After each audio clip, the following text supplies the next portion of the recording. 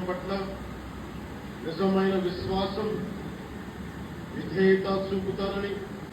భారతదేశ సార్వభౌమాధికారాన్ని సమగ్రతని కాపాడుతారని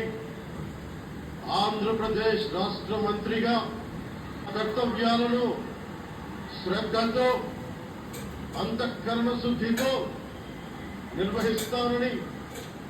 భయం గాని పక్షపాతం గాని రాగద్వేషాలు గాని లేకుండా రాజ్యాంగాన్ని శాసనాలని అనుసరించి ప్రజలందరికీ న్యాయం చేకూరుస్తానని